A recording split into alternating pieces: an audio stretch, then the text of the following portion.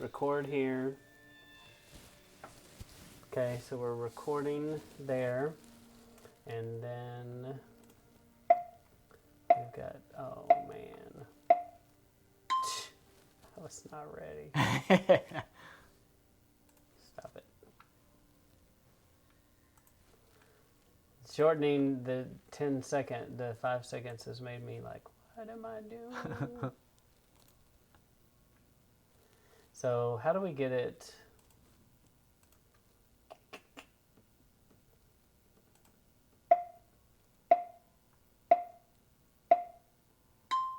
All right. Welcome to another edition of Sabbath Lounge. This is Matt. And Jake here. And we really appreciate you stopping by. And Jake, what are they supposed to do? Give it a like, give it a subscribe. Easy for me to say.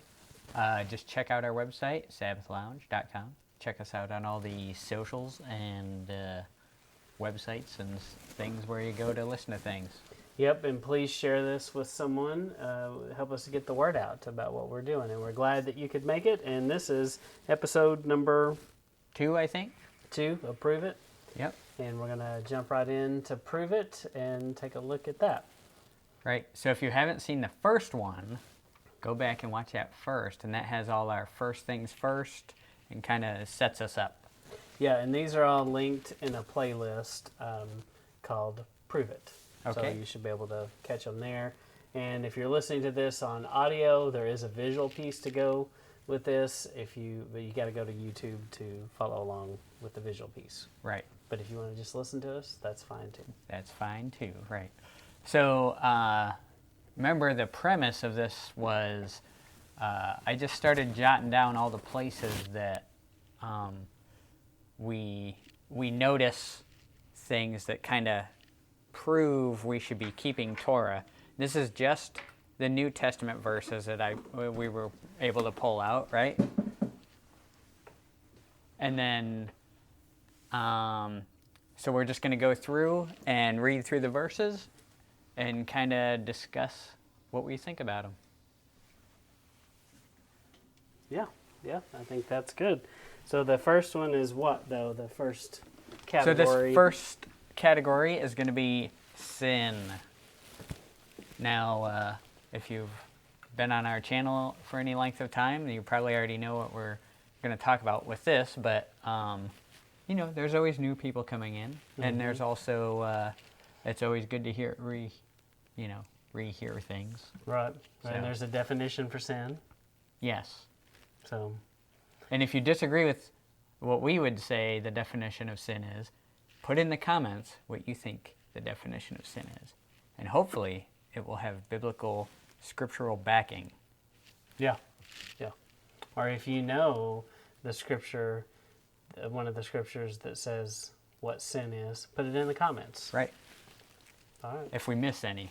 Now, these were just our top ones. There's going to be some we left out, of course, but these were like the main verses. Yeah, and we have several more of this kind of idea. There's just a lot you can say about this. Right, so go ahead with this one. So, number 1 here is 1 John 2:6. He that saith he abideth in him ought himself also to walk even as he walked. Who's he? Who the he, yes. Who the so it must be Yeshua. It's obviously Yeshua, right. So do what he did? Is that what this is saying? That sounds like what it's saying. Mm-hmm. Walk as he walked. And did he follow Torah? He certainly did. Yes. Now, did he keep feast? He certainly did. Yep. Now, I've heard talk of... Now, we're not going to do a whole lot of commentary on the verses because we kind of want them to speak for themselves. But, things I've heard is, well, he had to. He was Jewish. Right. Yeah, that's what people say. Or things of that nature. But is he just talking to the Jews here when he says walk as he walked? No, right? It doesn't say that specifically, no. It says the person, whoever is abiding, ought to walk as he walked. Nobody takes any of John, I don't think, and assumes it's just one particular audience, and until it's like the parts where he's directly talking to the Pharisees and right. and Right. So, yeah, the point is, if you're going to claim to abide in him, you ought to walk as he walked. Yep. All right. Number 2, 1 John 3, 4 through 5. Whosoever committeth sin transgresseth also the law. For sin is the transgression of the law.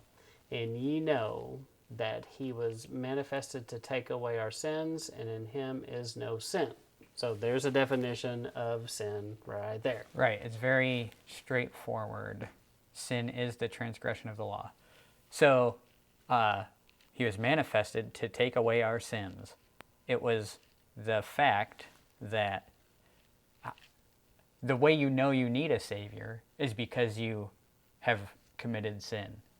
And you acknowledge this sin. It's you've broken the law, so you need a Savior.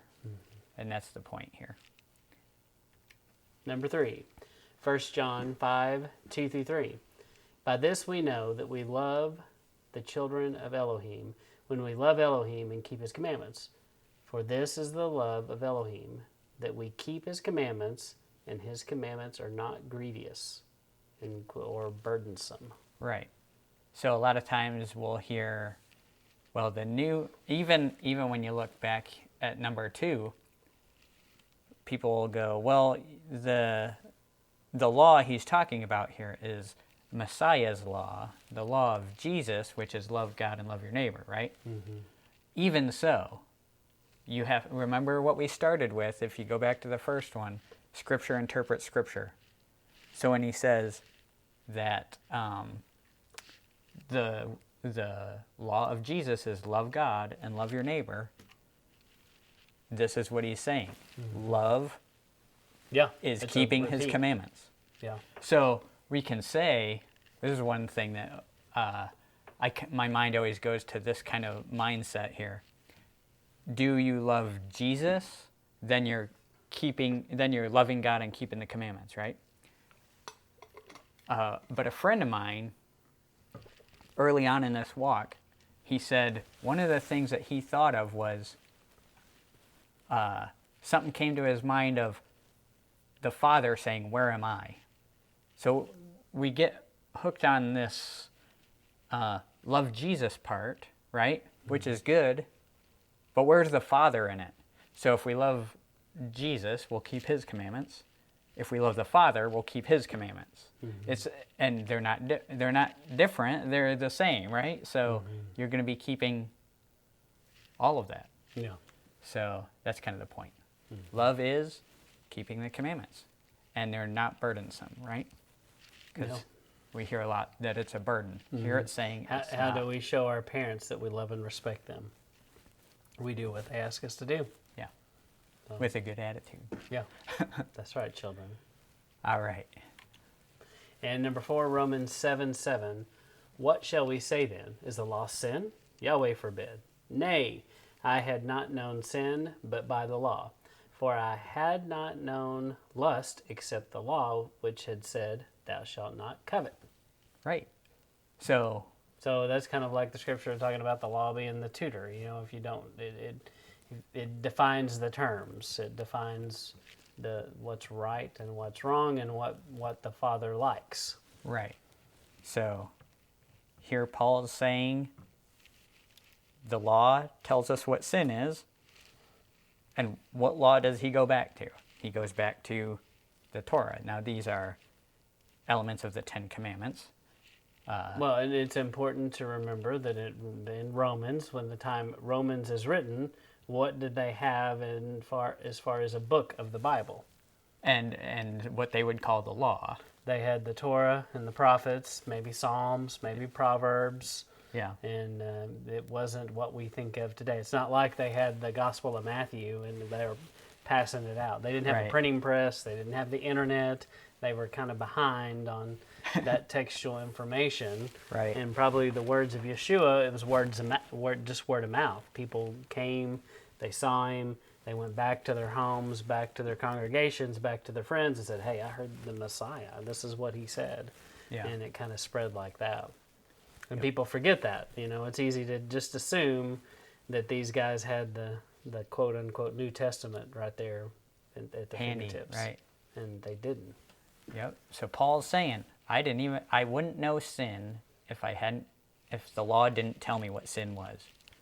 So that ties in. It does not contradict the 1 John 3:4, right, that we just read. It, in fact, lines right up with it. And then number 5, Romans 6:1-2. What shall we say then? Shall we continue to sin that grace may abound? Yahweh forbid it. How should we, that we are dead to sin, live any longer therein? Right. So, like I was saying, a lot of this speaks for itself, but this is a lot of people will go to when Paul says it's all grace now, right? And he's saying, yes, it is all about grace. However, and he's trying to put into context so you don't misunderstand what he's saying. He's trying to help you out here. Mm-hmm. He's saying, just because I said that grace will abound does not mean that we can go on sinning, because we're dead to sin, meaning we're dead to transgressing the law. We're not doing that anymore because we're no longer living that. Mm-hmm. That's the point. And then number 6, Romans 6:15-16. What then? Shall we sin because we're not under the law, but under grace? Yahweh forbid. Know ye not that to whom ye yield yourselves servants to obey, his servants ye are to whom ye obey, whether of sin unto death, or of obedience unto righteousness. So it kind of sounds like something Yeshua said about not serving two masters. Mm-hmm. You've got this same kind of concept, and it definitely is painting a contrast between. It's also very similar to the scripture of blessings and curses, where you have a choice between life and death. Right.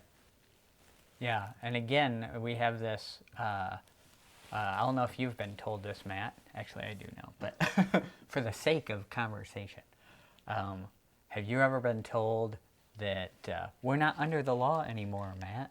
Yes, I have heard that. Okay. Well, here, Paul's saying, yeah, we're not under the law. So shall we use that freedom of not being under the law to continue breaking the law? He's saying absolutely not. Absolutely not. Right.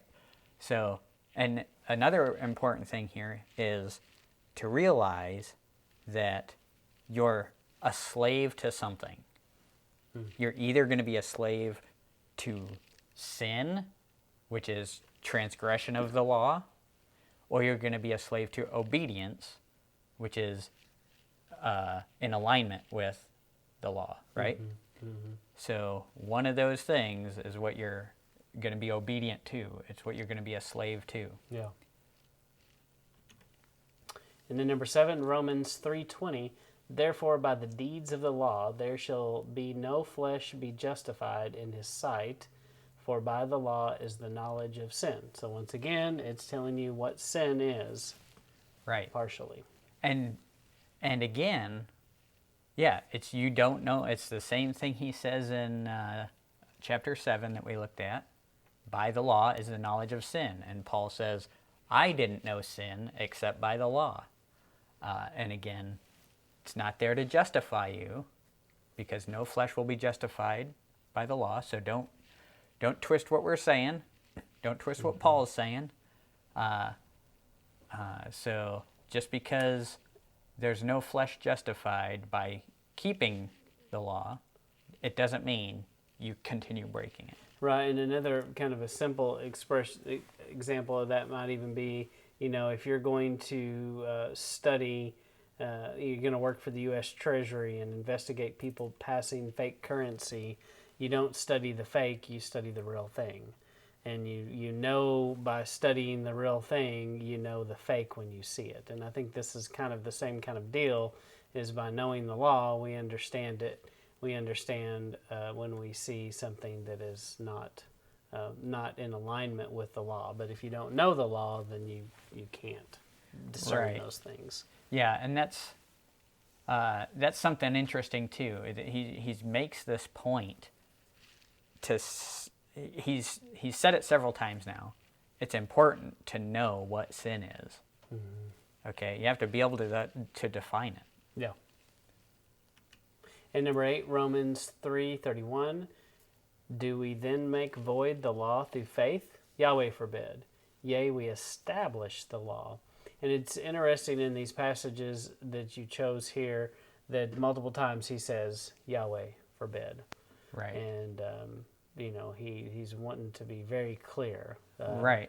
about that. And in the phrasing here, this is the harshest rebuke is for him to say Yahweh forbid. And when you go back to the language, Yahweh forbid, the way he's saying that is the harshest rebuke. Absolutely not, is what he's saying.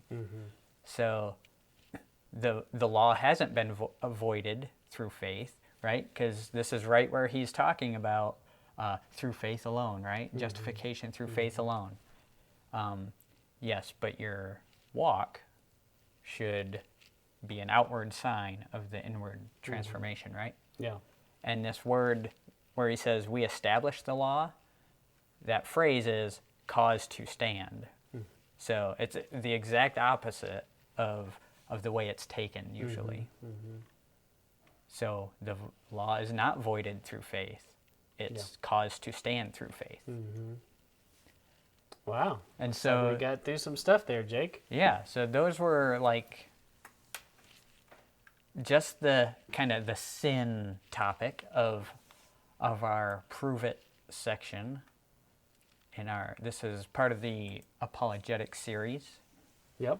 And so we're going to do more on this, and we appreciate you following along. And if you're just jumping in the middle of this, go look at the first one, and this will be in a YouTube playlist, so you can see them all together. And if you're just listening on audio, check it out visually.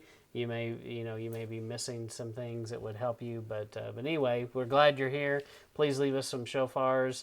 Leave us the scripture about sin in the comment line. That lets us know that you did listen, or you can define it, and we appreciate or that your you're time. at least looking into it and not just taking our word for it. Well, we will catch you next time. This is Matt And Jake. signing out.